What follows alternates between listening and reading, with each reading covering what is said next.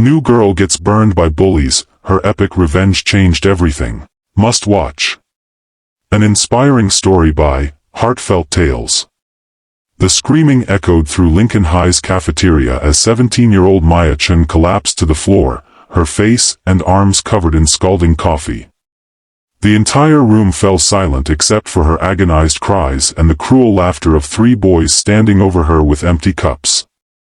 What those bullies didn't know was that they had just made the biggest mistake of their lives, because Maya Chen wasn't just any new student, she was about to show them what real strength looked like. If you're already hooked by this incredible story of courage and justice, make sure to hit that like button and subscribe to Heartfelt Tales for more inspiring content like this. Maya had transferred to Lincoln High just 2 weeks earlier when her family moved from San Francisco to this small Texas town. Her parents, both software engineers, had relocated for better job opportunities, but Maya felt like she was starting over in a completely different world. She was naturally beautiful with long black hair, striking features, and in quiet confidence that immediately caught everyone's attention. But in a small town where everyone had known each other since kindergarten, being the new hot girl made her an instant target. The three boys who would change her life forever were Tyler Morrison, Jake Stevens, and Brett Collins, the self-proclaimed kings of Lincoln High. They came from wealthy families, played on the football team, and had never faced real consequences for their actions. They saw Maya's beauty and confidence as a threat to their social hierarchy, and they decided to put her in what they considered her place. The incident happened on a Tuesday during lunch period. Maya was sitting alone, reading a book while eating her sandwich, when Tyler approached her table. Well, look what we have here," he sneered, his two friends flanking him. "The new girl thinks she's too good to talk to anyone." Maya looked up calmly and replied, "I'm just reading. Is there something you need?" Her polite but firm response only angered Tyler more. In his twisted mind, she was being disrespectful by not cowering before him. "You know what I think," he said, picking up his steaming cup of coffee. "I think you need to learn some manners." Before Maya could react, he threw the hot coffee directly at her face and upper body. Jake and Brett immediately followed suit, emptying their cups on her as she screamed in pain. The burns were severe. Maya was rushed to the hospital where doctors treated second-degree burns on her face, neck, and arms. The physical pain was excruciating, but the emotional trauma cut even deeper. She had to miss 2 weeks of school for treatment and recovery, during which time she fell behind in her classes and lost what little social connections she had begun to build. But Maya Chen was not someone who stayed down when life knocked her over. As she lay in that hospital bed, something transformed inside her. The quiet, bookish girl was replaced by someone with an unbreakable determination to not just recover, but to ensure that Tyler, Jake, and Brett faced real consequences for their actions. She realized that her silence and passivity had been mistaken for weakness, and she vowed never to let anyone hurt her or others the way she had been hurt. The first challenge Maya faced was the school's response, or rather, the lack of one. When she returned to school, she discovered that the three boys had received only a 3-day suspension. The principal, Mr. Henderson, told her parents that it was being treated as a prank gone wrong, rather than the serious assault it actually was. Tyler's father was a major donor to the school's football program, Jake's mother was on the school board, and Brett's family owned several local businesses. The boys' families had used their influence to minimize the consequences. Maya's parents were outraged and wanted to pursue legal action, but Maya asked them to wait. She had a different plan in mind, one that would expose these boys' true nature to the entire community and ensure they faced justice through multiple channels simultaneously. Maya's revenge was methodical, brilliant, and completely legal. First, she began documenting everything. She discovered that Tyler, Jake, and Brett had been bullying other students for years, but their victims had been too afraid to speak up. Maya reached out to these students one by one, offering support and encouraging them to share their stories. She learned that Brett had been sexually harassing younger girls, Jake had been stealing money from students' lockers, and Tyler had been physically intimidating anyone who dared to challenge him. Her second step was technological. Maya's parents had taught her programming and digital forensics from a young age. She legally obtained access to the school surveillance footage through a Freedom of Information request her father helped her file. The footage clearly showed the coffee attack was premeditated and unprovoked. She also discovered that the boys had been bragging about the incident on social media, posting laughing emojis and cruel comments about her appearance after the burns.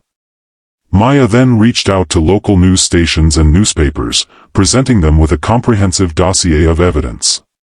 She didn't just focus on her own case, but painted a picture of a systematic pattern of bullying and harassment that the school administration had been ignoring due to the perpetrator's family connections.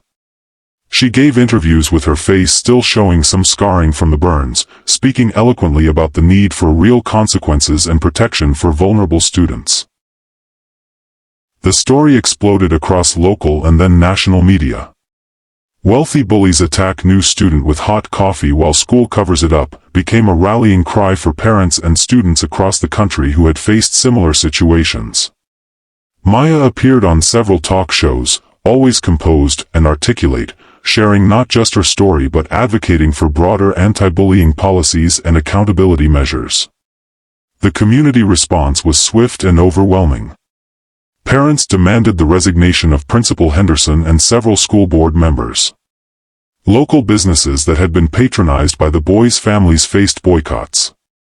The football team's major donors pulled their funding until the school implemented comprehensive anti-bullying measures with real consequences. But Maya wasn't finished. She had been working with her parents and a team of lawyers to file both criminal charges and a civil lawsuit. The criminal case resulted in all three boys being charged with assault with a weapon, the hot coffee. The civil lawsuit sought damages not just for Maya's medical bills and pain and suffering, but for the school's negligence in allowing a pattern of bullying to continue unchecked. During the legal proceedings, more victims came forward.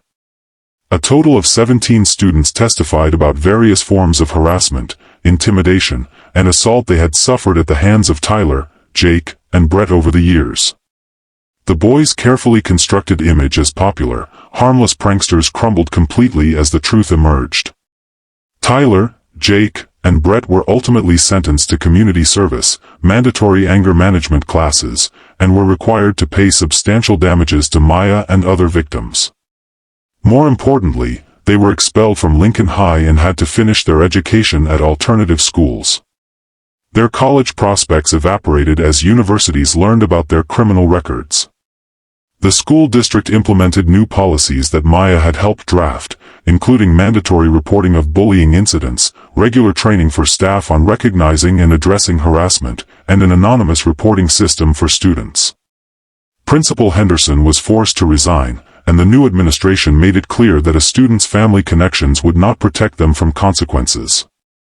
Maya's transformation was complete, but not in the way anyone expected.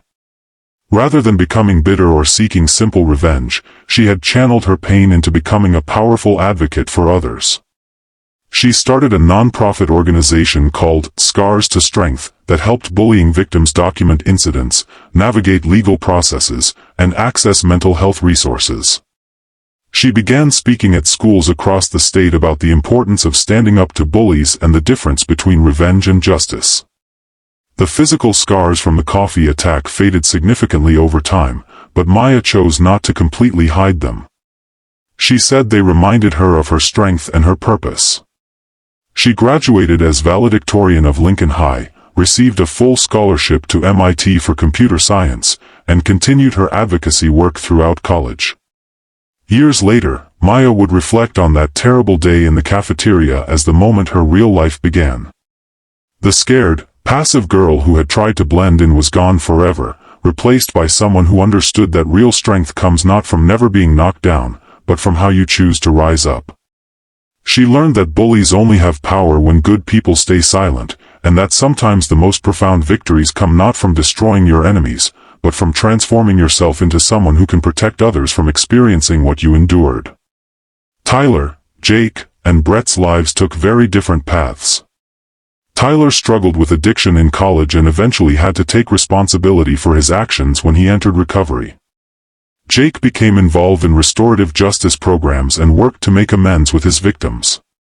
Brett, unfortunately, continued his pattern of harmful behavior and faced additional legal troubles as an adult. Their story served as a powerful reminder that our choices have consequences that extend far beyond the moment we make them. Maya's story spread far beyond Lincoln High and that small Texas town. It became a symbol of how one person's courage to stand up against injustice can create ripple effects that transform entire communities. Her nonprofit organization grew into a national movement, helping thousands of bullying victims find their voices and seek justice. She proved that the most powerful revenge isn't about hurting those who hurt you, it's about making sure they can never hurt anyone else the same way again.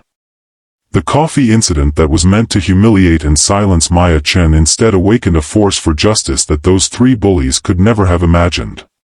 They thought they were throwing coffee at a helpless victim, but they had actually just lit a fire in someone who would become their worst nightmare, not because she sought to destroy them, but because she became everything they never could be, truly strong, genuinely powerful, and absolutely unstoppable. This incredible story of Maya's transformation shows us that our greatest trials can become our greatest triumphs when we choose courage over fear. If Maya's story inspired you, please take a moment to like this video, share it with others who might need to hear this message of hope and strength, and subscribe to Heartfelt Tales for more stories that remind us of the incredible resilience of the human spirit. Hit that notification bell so you never miss our latest uploads, and let us know in the comments what part of Maya's journey resonated most with you. Remember, every voice matters, every story has power, and every person has the strength within them to transform their pain into purpose. Thank you for being part of our Heartfelt Tales community. Together, we can make sure no one faces their battles alone.